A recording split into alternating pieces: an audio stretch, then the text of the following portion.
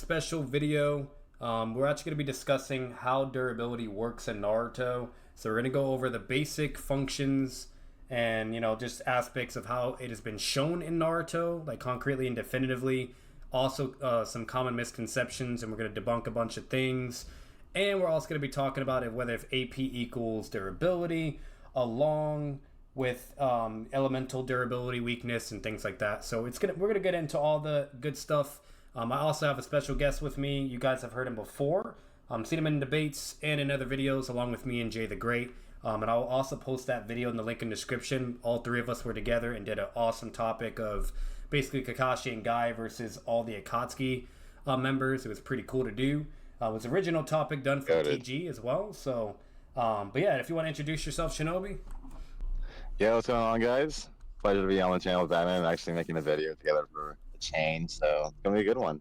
Yes, sir. Yes, sir. And if you guys want to check him out, I'll make sure to put his YouTube in the description down below, as always, or in the title of the video. So make sure to check him out, give him all the love and everything. And as always, guys, you guys know the vibes. Let's get into the video. So from here, basically, the first thing we're going to discuss, and I was going to let Shinobi kind of get into this. This is really, really basic stuff, is we first get introduced to anything remotely talking about durability when it comes to the internal organs of the human beings in Naruto. So I'll let you kind of go over that, Shinobi. All right, so Kakashi explicitly states that there is no way of strengthening the internal organs of a shinobi, essentially. And there are methods in Naruto, such as Neji's Gentle Fist, that can bypass the physical durability of his adversary and disperse the energy that he emits through his Gentle Fist into the internal organs of a shinobi. So in that case, it's more so an attack upon someone's internal durability, and because no one can really strengthen it, it's not really that impressive in terms of AP per se.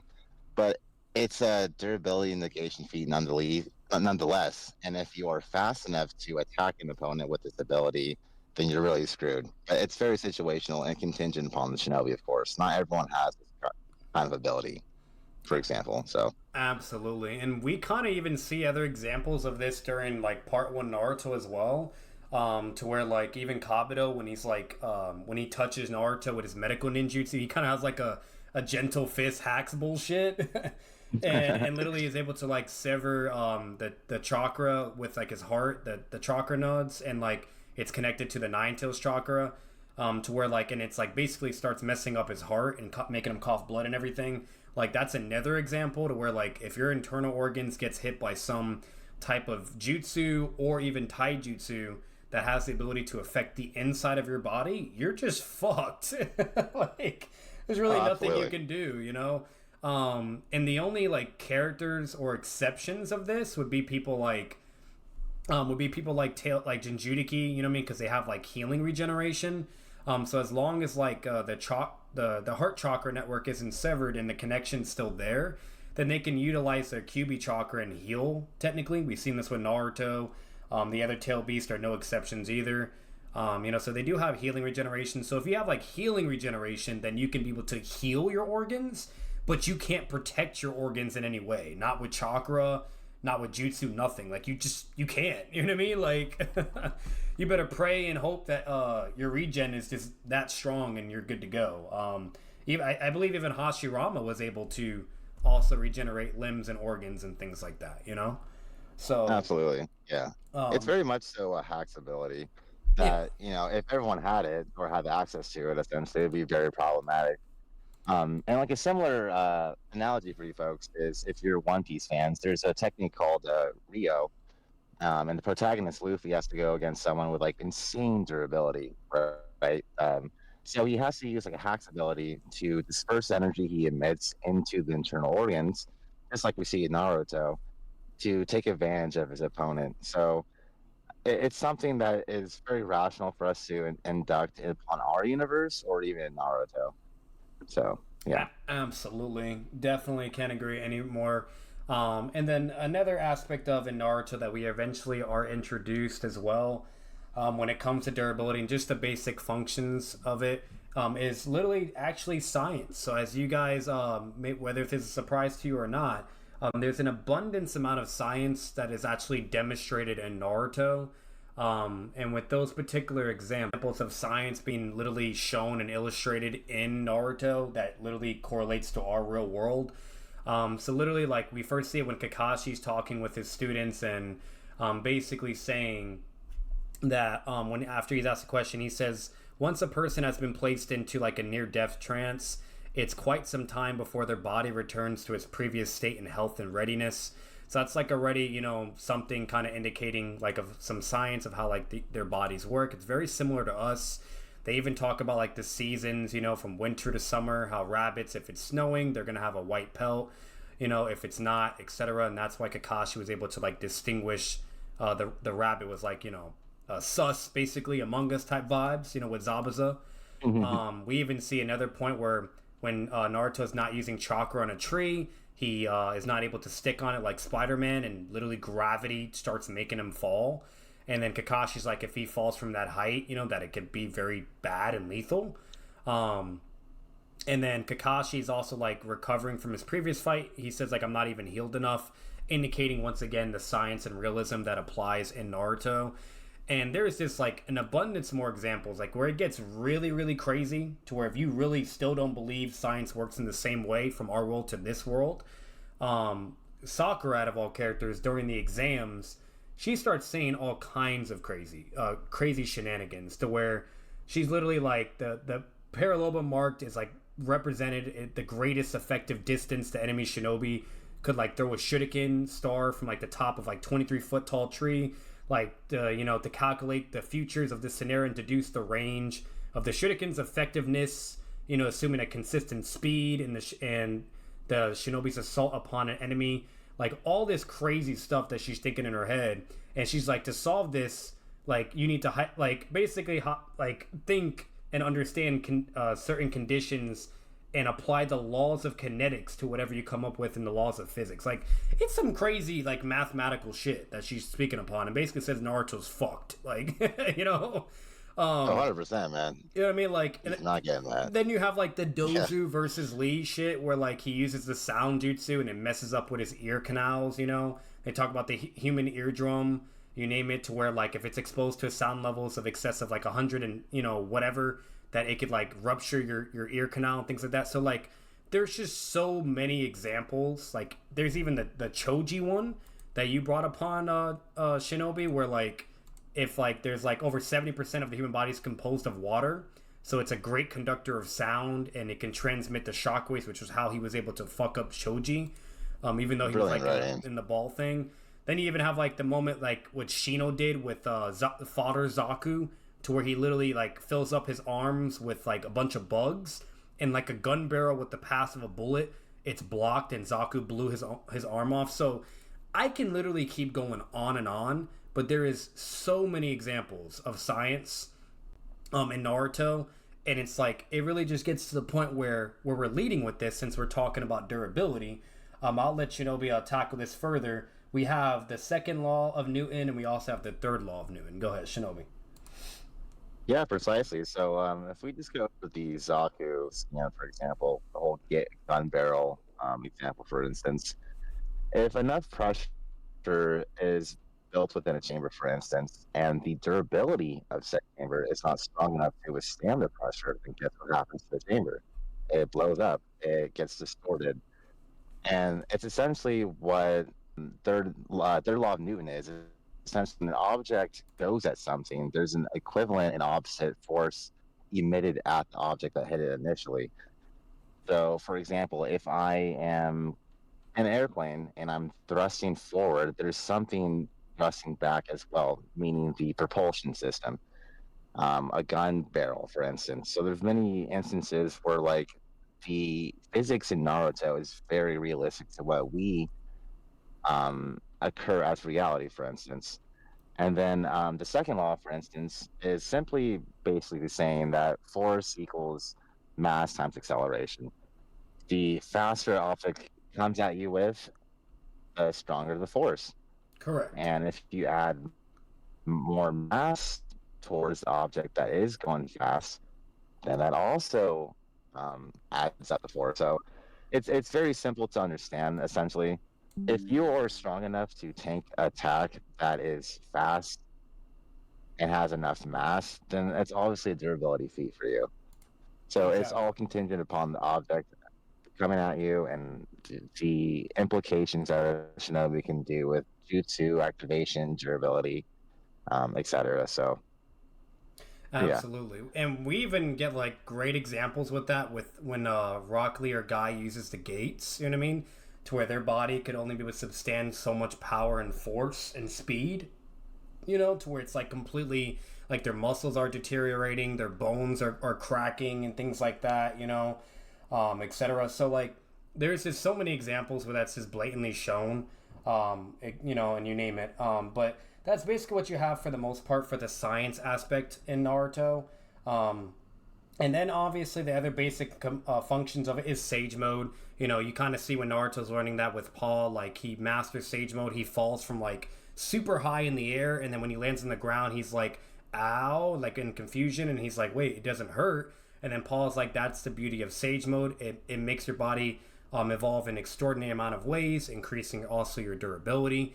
To where if that was a normal human being, you'd literally fall and splat like a bug, basically. You know.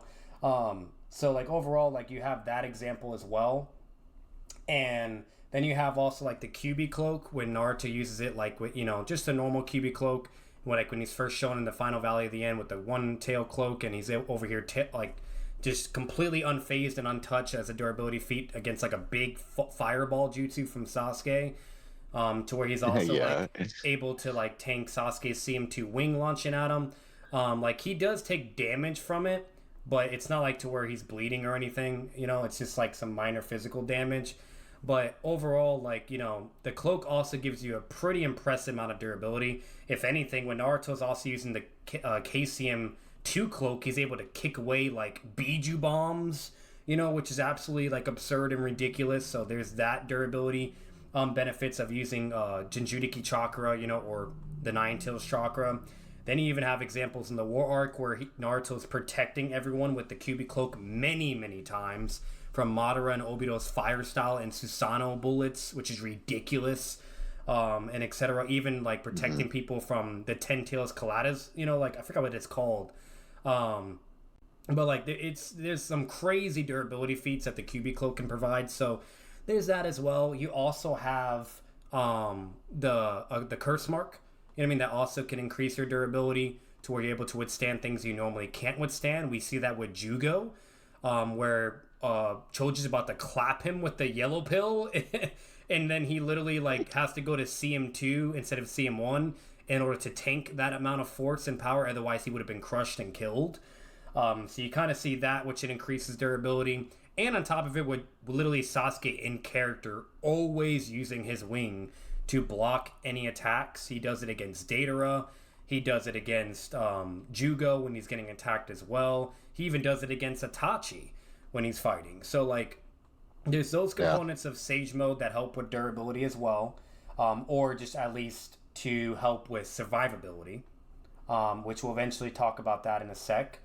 And the only other thing that's also a similar component is the lightning armor from the Raikage, such as the third Raikage and the fourth Raikage.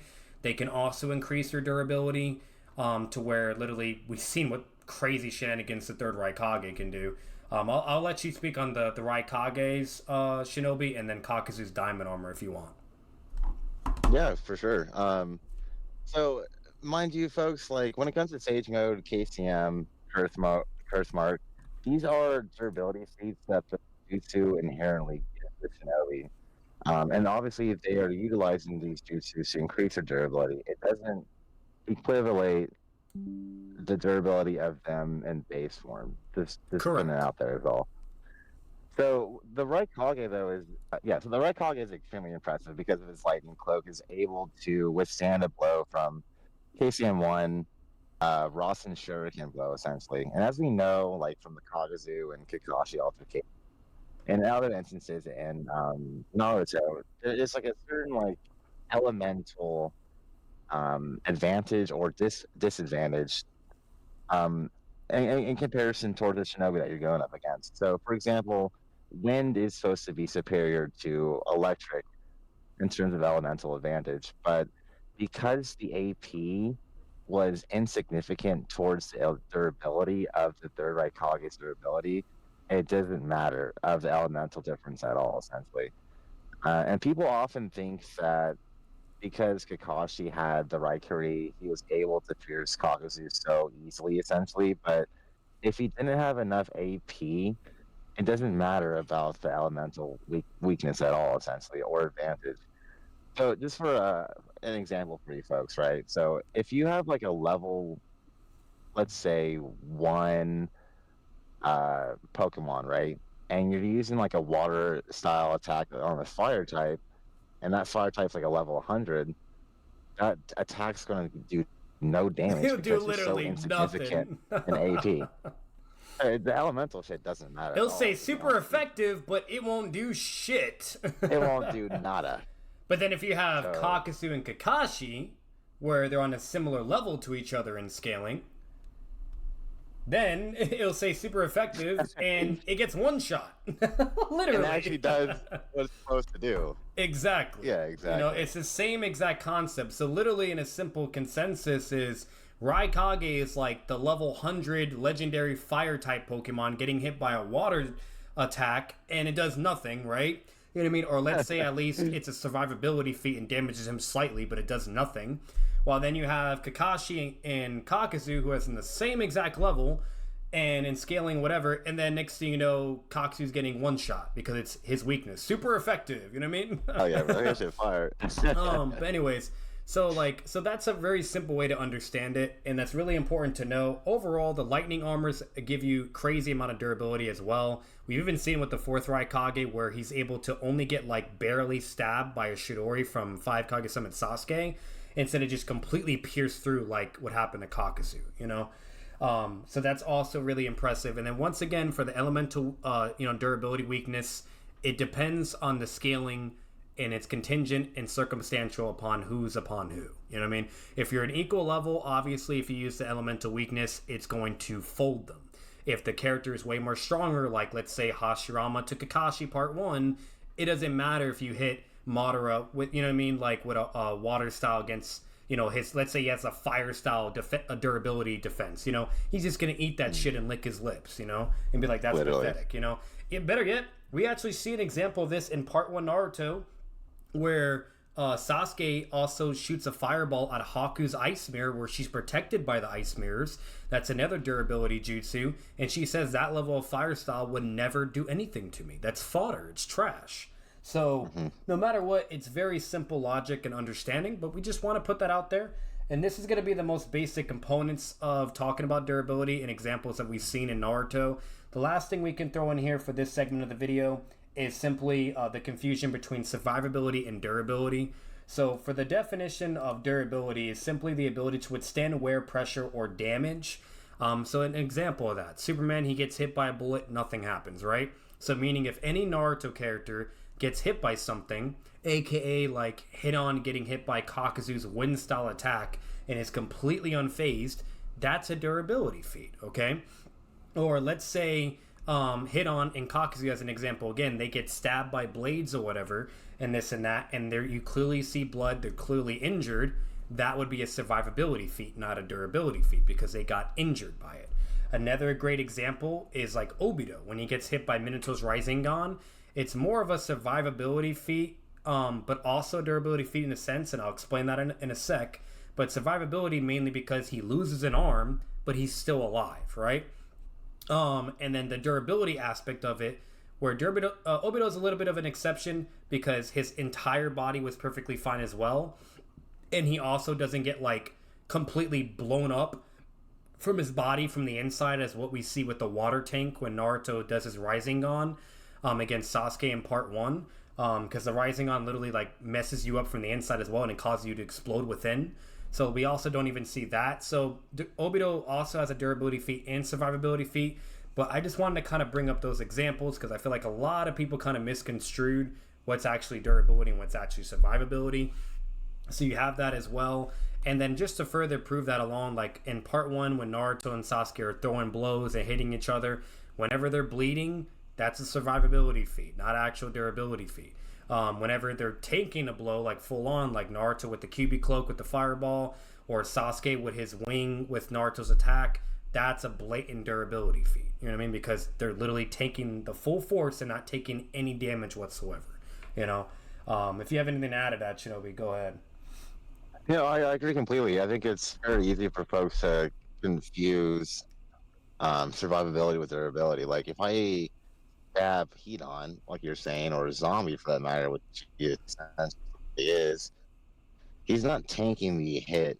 He's just surviving the damage that was dealt, essentially. His body is still susceptible. So it's the antithesis of what durability is, essentially. And even regeneration is a sort of a survivability feat as well. Like, you can survive from a blow that would be otherwise be deemed as fatal, but your physical body doesn't have the durability capable of surviving or tanking the hit that was Correct. impacted on you in the first place. So, Absolutely. So, with that being said, that'll be the first part. This is the most basics understanding of when it comes to durability in Naruto, guys. As for the second thing, this is where things get really juicy and really interesting. This is going to be the most unique aspect of the video because a lot of people actually are not aware of this. But when it comes down to the misconceptions of certain characters having certain levels of durability.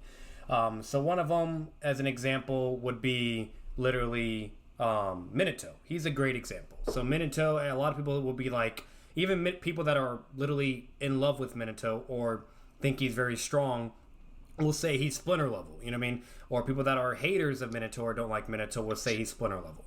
Well, once again, that's also not correct, and that's a common misconception. Every Naruto character has human level durability. And you guys, all of you guys are probably like, huh? Like, what do you mean by that? We've seen an abundance amount of examples. We've seen it from Ishiki with Kaguya. We've seen it from Jubi Madara with Black Zetsu. We have literally seen it with Madara to Hashirama, where Madara is getting stabbed by a sword. We've seen even a live Madara at full power getting stabbed by a sword. We've seen, Kakazu in his full transformation form jumping away from a kunai. Okay, all kinds of things. No matter what, when it really comes down to it, any character is basically can be injured in normal human like regards. But where they start to pull fictional feats or superhuman feats is when they're applying chakra to their bodies in order to increase their durability. And a lot of people don't actually understand and know that you can utilize chakra to increase your durability. And we've actually seen feats and examples of this happening in Naruto. And we've also, also have like statements, regarding and surrounding chakra control and how it can be used to strengthen weapons, to obviously strengthen jutsu, et cetera, et cetera.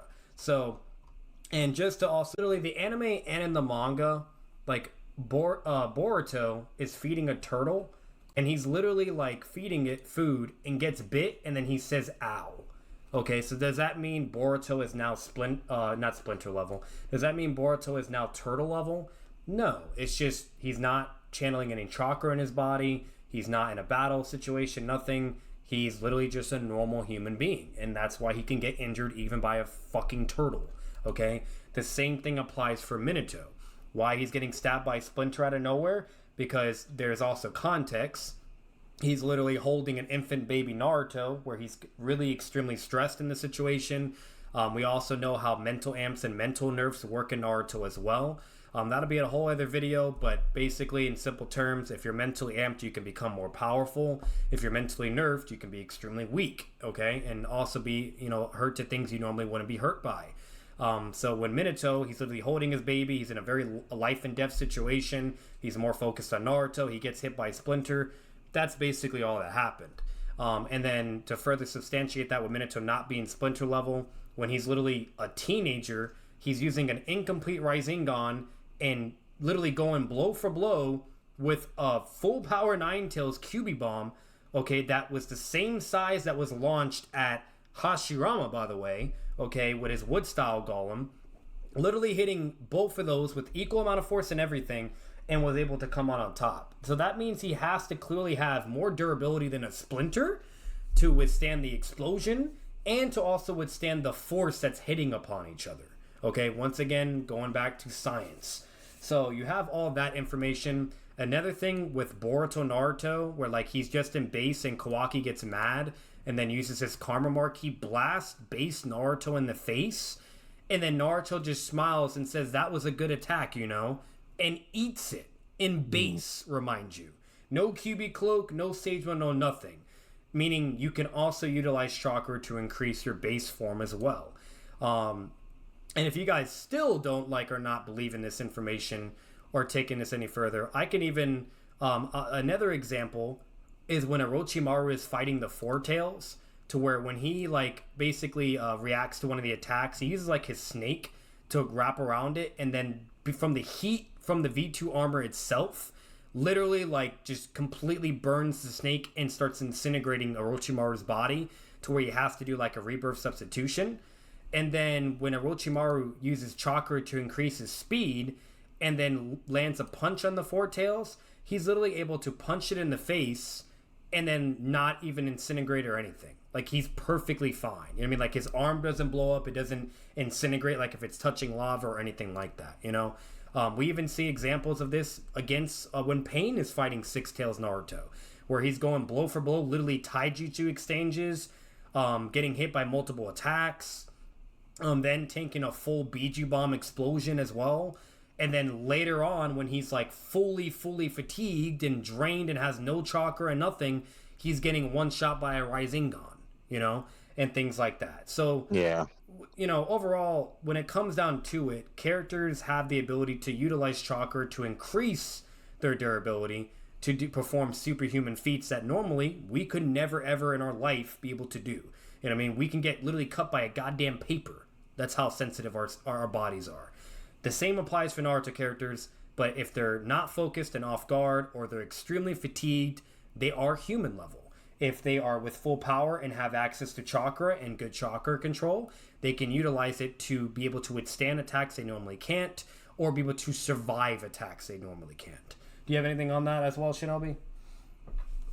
No, I agree completely. I think it's extremely contingent upon the situation at hand. Like, if a shinobi is fast enough to react to an account, if they're fast enough to react to an attack that's coming at them, then they have enough adequate time to strengthen their defenses as a reactionary feat, essentially. But if they're caught off guard, or if they're facing off in a shinobi that's just way faster than them, and they don't have enough time to react, time to strengthen their defenses by utilizing chakra. And like you're saying, if a shinobi is fatigued and has very low chakra reserves, and obviously they don't have enough chakra as they usually would to utilize their chakra and to strengthen their defenses in the first place. So I think it's very contextual and situational as to what feat we're looking at, for example.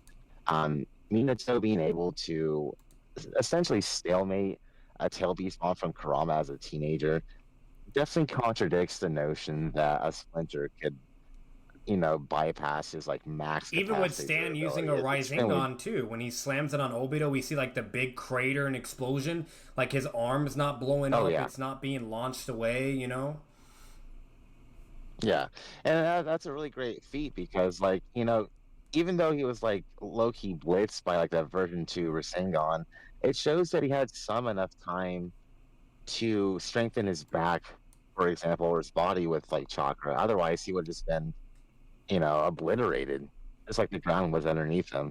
And then just to further substantiate that even further, like, we even see like in Boruto in the manga and in the anime, when literally Kakashi's talking with Boruto, he literally tells him, like with the jutsu, that his arm almost got blown off, and that without a doubt the Rasengan has amazing intensity, but the more chakra you compress, the greater the recoil, resulting in more burden to your arm. So meaning that Minato, if he was actually splinter level, he would never be able to withstand using Rasengans that are literally like explosive nukes in your hand, basically, with so much goddamn force and power, He would never be able to withstand using his Rasengans. He wouldn't be able to move at the speeds he was even moving. When it comes to the Nine Tails clash, like, he wouldn't be able to withstand that force. He would literally lose his arm, or his entire body would suffer a crazy amount of damage. We've literally seen that as an example with Sasuke versus Naruto in the Valley of the End with their six pass forms. You know what I mean? Like they're over here tanking crazy, attacks, whatever, with Susanoo and his QB cloak and avatar. But the moment when they're exhausted and fully fatigued, and then they land like a rising gun on the Mataratsu Shidori, the explosion happens and they lose their arms. So like you have to have the durability to withstand the recoil and force of your attacks, and you also have to be able to, your body just has to be strong enough to withstand the force that's being output, basically. It's just common logic and basic science. And furthermore, just to even more, if you guys are still just like, nah, hell no, there's just no way. Hit-on is another example like Orochimaru, where once again, Kakuzu does a wind-style ninjutsu that's stated to literally be the most destructive element out of all, to tear and cut and tore apart, and it's crazy powerful, and it does literally nothing to his body. You know what I mean? While then we see him off guard by Shikamaru, to where he thought Shikamaru was dead, and he gets cut by a blade from Shikamaru, like just a normal blade. Yeah, it just cuts him up. So you're telling me the blade does more AP than a wind style ninjutsu attack? Like that's absolutely absurd. We even have another example with Edo Madara, to where he's able to tank a super massive Rasengan, okay, from Seijima Naruto, remind you, and just listen to that one more time. A super massive Rasengan, okay, to where literally it does literally nothing. And we know that he was able to tank it and utilize chakra because Hashirama literally had him immobilized to where he couldn't use his Rinnegan to absorb the jutsu, or he couldn't even use Susanoo because he was basically taking away his chakra and absorbing his chakra. And literally, like, he's just forced to just take the blow fully. And then Hashirama's like, this jutsu should be able to take him down, and then the sealing ninja can be able to seal him and get rid of him. And then after he gets hit by the jutsu, he literally just, like, is not taken down. Hashirama's like, wow, Naruto's jutsu didn't take him down. And then he yells, like, hey, sealing ninja, get over here as soon as possible. And then he has to, like, use his Divinity Gate to, like, subdue him, because the Raisen Shuriken Massive didn't do nothing to Madara. So, like, there's plenty of examples to where characters can utilize chakra to increase their durability, and there's plenty of examples where if they're not, then they're basically just normal human people. You know what I mean? We even see it with Kakashi and Guy in the War Arc, where they utilize chakra to where they're able to, not get hurt by a V2 attack. They get hit by a V2 attack, him and Guy, and they don't even get hurt. Yet, next thing you know, fucking Kakashi's getting cut by Zabuza's blade, and things like that in the War Arc. So what? Zabuza's blade does more AP than a V2 attack? So it just, once again, there's just an abundance amount of examples, that you guys just have to understand. Every Naruto character is human level unless they're applying chakra and have enough time to react accordingly, or they'll even use jutsus or defense techniques to withstand the blow instead of having to use chakra in their body. And the only thing I can say upon that is maybe using chakra to increase their durability is just more, consuming than using jutsus like, a snake summoning or diamond armor, etc. Susanoo's the only exception unless you have an EMS, that to where it'd probably be more better to use chakra to increase your body's durability than, an actual Susanoo. But, that's just kind of like something to put into consideration as well. But overall, that's like, just really simple and easy examples, and just feats itself to really understand how durability works in Naruto, and just an abundance of examples. It's just blatantly that simple. And another thing as well I can bring up lastly is we even see it with Pain, to where he gets like hit by Jiraiya's Sagemon attack and loses his eyes. And then next thing you know, the same exact Pain is able to block the same Sagemon attack. So like, his durability went from trash then to godlike, and it doesn't even hurt him, and he can just block it effortlessly. So once again, it really boils down to how they're applying chakra, and there's tons and tons of examples. Like I said, we see him with Obito, where Kakashi is punching him in the Kamui dimension, and he's coughing blood. So what is Obito Kakashi punch level now? No. Is Madara sword level? No. Is Minato splinter level? No. Is Boruto turtle level? No. You know what I mean? So there's Third just, whole level. yeah, there's just so many things that people just don't understand. There's a lot of misconceptions and a lot of things that you can easily debunk, which I hope we were able to provide in this video for you guys. Um, and then another thing as well, to further substantiate with you when it comes to durability, like Boruto, when he has his clash against Fuse Momoshiki with his massive ball of energy against the massive Rasengan that Naruto gave him, like Boruto also had enough durability to withstand the force and recoil because otherwise his arm would have got blown up, you know? He does get injured because when Momoshiki gets pissed off, he puts more force and power, and Boruto's arm starts to get really hurt and it starts burning and everything. So, like, you know, he was able, you know, overall, he had the durability to withstand the force, but not the durability to withstand the extra amount of force and input eventually Momo applies. You know what I mean? So, once again, like, it's very, very straightforward. You know, I don't know if there's anything more you want to add to that, Shinobi, but that's about all you can really do when it comes to Ninja using chakra to increase it. Yeah, no. It's quite simple, like physics, you know. It goes back to like the third law of motion, essentially. Yeah. There's going to be an equal force that's exerted on you as you punch it or attack it. So if you're able to withstand that attack, then obviously you have enough durability. And if you don't, then you just don't have enough durability. Such as the Rasengan not causing enough destruction on his arm for Minato or Boruto, like. Yeah. So it really is contingent upon the Shinobi, of course. And you have to be on guard or fast enough with like your reaction times to strengthen yourself in the first place. Absolutely. And Most times not. And the last thing I can we can throw in here just to conclude for for durability is basically, does AP equal durability? So this is something really interesting, and I've actually even had people on my YouTube comments ask about this before, to where, you know, some people are like, well, that doesn't make sense. Like if Kakashi or Naruto or Sasuke or even the third Raikage, whatever, are using their jutsus, like, they have to have the durability, right? Otherwise they couldn't use it, you know? Well, there's a separate distinction between the two. So a really good analogy to understand of whether if AP equals durability in Naruto as well is, let's say you're a human being and you're using a gun, right? And you shoot the bullet. Clearly we have the durability to withstand the force and recoil of the gun being shot. You know what I mean? Not all guns, because if we're using like a fucking military turret thing or whatever that's super heavy, that shit's gonna blow you away or do some damage. There's certain things we actually can't use. But let's say it's a pistol, AR, whatever, right? We're fine, okay? But if we actually got hit by the bullet itself, we would not be okay. We would be in a lot of trouble. The same applies for Naruto. Think of Raikiri or Rasengan or the Raikage's lightning spear as the bullet. You know what I mean? They clearly have the durability to withstand using the technique, but if they were to get hit by the technique itself, they would more than likely not be able to have the durability and sustain pretty bad damage or potentially even be killed. Or if their scaling is high enough, possibility wise, they could be able to maybe survive the attack of their own, you know?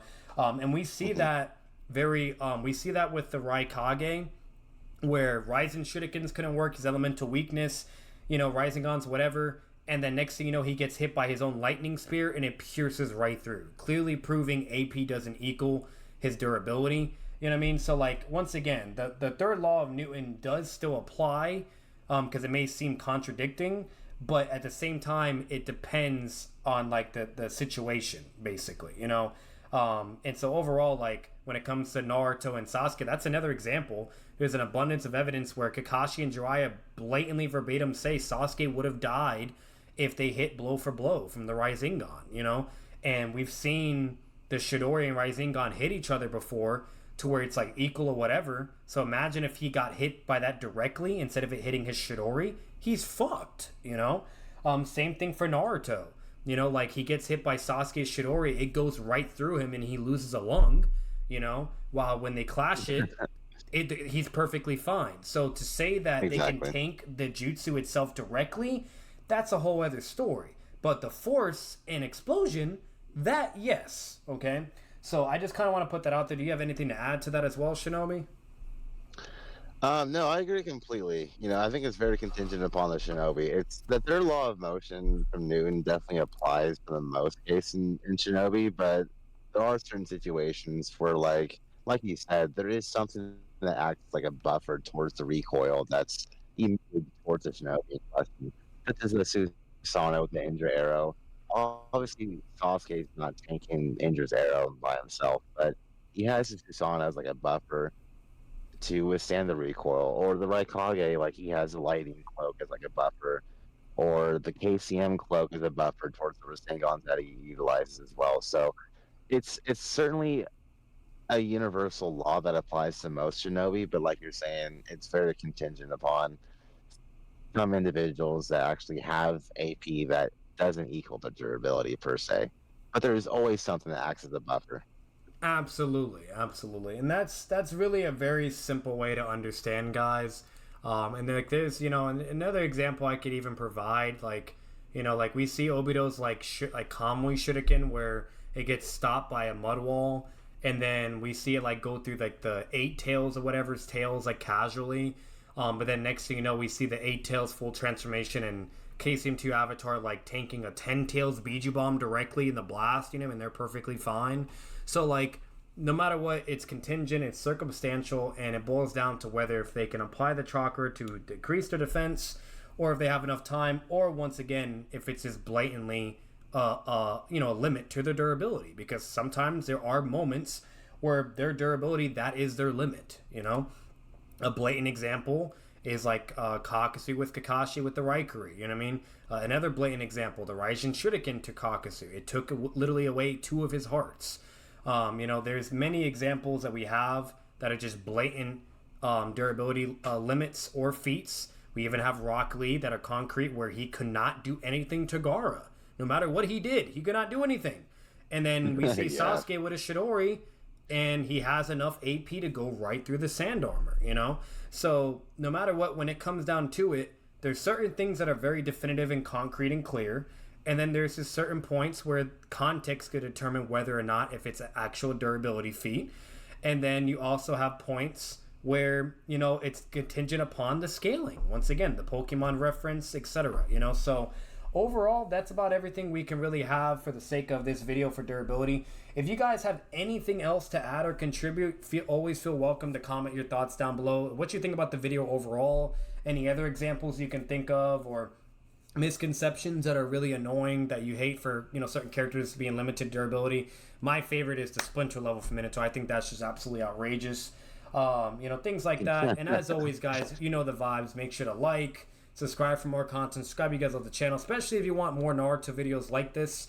And make sure to give all the love to Shawnobi as well. He's going to be having content there as well, and things like that, and give him all the love as well. So, but as always, guys, we're going to bounce. やめろ。いいんだ、カカシ。俺はもうダメみたいだ。体の右側はほとんど潰れちまって、感覚すら